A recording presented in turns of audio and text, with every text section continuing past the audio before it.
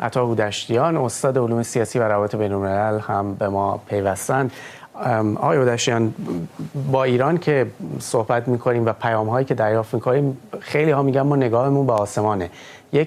ما سابقه جنگ 12 روزه رو داشتیم که بعد از اون مشخص شد که خب درخواستای اسرائیل برای به خیابان آمدن مردم جواب نگرفت، ولی این بار به نظر میرسه شرایط با توجه به این سرکوب خونی که اتفاق افتاده متفاوته.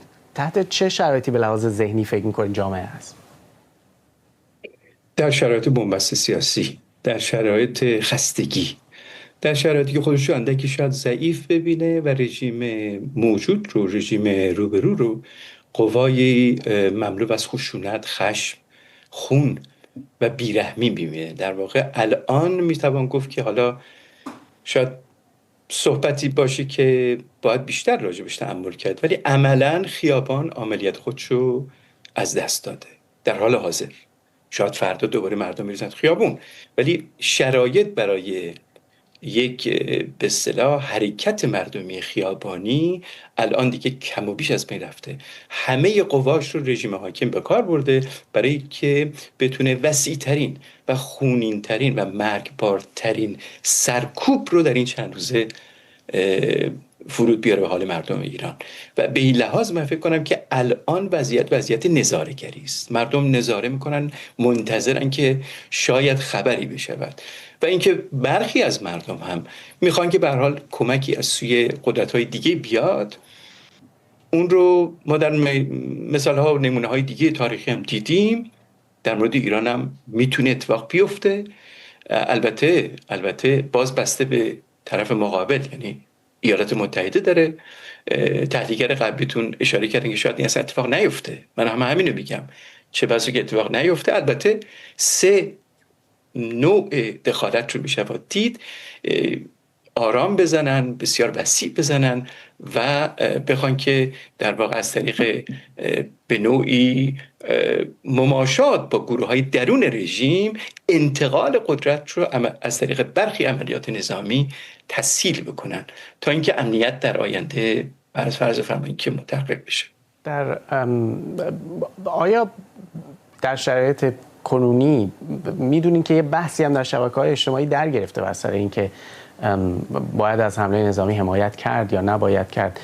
کسی رو میشه متهم کرد اینجا به چیزی در شرایطی که به هر حال به قول شما یک بنبستی اتفاق افتاده؟ به سختی من درک میکنم کسانی که خوشحال شدن از اینکه اسرائیل آمد آن زمان در جنگ 12 روزه و این ژنرال های بیره مثل پای پاسداران رو که کسی تصورشو نمی‌کرد که بتونن یک روزه همشون از میدان به در بروند رو از میان به در بکنه. خب اونا خوشحال شدن، به توسط نیروی خارجی این عملی شد. امروز در شرایط بنبست سیاسی، در شرایطی که به نظر من عملیات از خیابان گرفته شده، هرچند موقتی شاید باشه، نیروی نیست که بتونه حمایت بکنه از مردم. و اگر رژیم به این شکل ادامه بده کنه، قوای خودشو مجددا بازسازی میکنه و باز جهنمی در ایران ایجاد خواهد کرد. به این لحاظ یک تعدادی از مردم منطقاً عقلانیت خودشون رو به کار بردن، فکر میکنن که تنها راهی که میشه نجات بده که در دست این مخمسه در واقع ایجاد دست بردن یا تقاضا کردن از نیروهای خارجی است، ایالات متحده، نیروهای دیگه که بتونن دخالت نظامی کنن. نمونه‌هاش هم دیدیم، در شرایط متعددی ما دیدیم. مگه خاطرت هست کامبوج خمرهای سرخ 1975 آمدن سر کار، از 7 میلیون جمعیت کامبوجی رو 2 میلیونشون در طول 4 سال فقط از بین بردن. و اگر دخالت نظامی ویتنام که در کنار بود وجود نداشت، خمرهای سرخ و پولپوت که در رأسش بود ادامه حیات میداد و باز بیشتر میکشت. بنابراین نمونه هایی داریم و گاه به گاه مردمان به این نمونه ها اشاره میکنن و راه دیگه غیر از اون نمیبینن. به این اشاره کردید که به هر حال کسی نمیتونه الان پیش بینی بکنه که دولت آمریکا با این آرایش نظامی در منطقه به دنبال چه هست، اما یکی از اونها هم تنگتر شدن اون حلقه فشار بر حکومت جمهوری اسلامی و تغییری از داخل هست. چقدر احتمال این رو نزدیک میبینید که بدون حتی یک اقدام نظامی چنین تغییری از داخل اتفاق بیفته؟ خیلی سخت، خیلی سخت. رژیم ایران روایت سازه، روایت این دوران سرکوب رو هم خودش ساخته.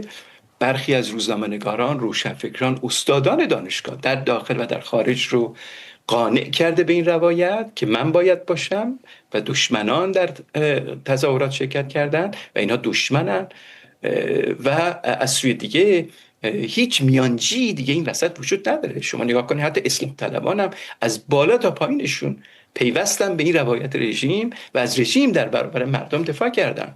به این لحاظ هیچ گونه امکانی برای تلک خوردن در بالا وجود نداره، میانجی هم وجود نداره که بشه با اون و از طریق اونجوری که پزشکیان بارها اشاره میکرد که ما میخوایم گفتگو کنیم، کسی این وسط برای گفتگو وجود نداره.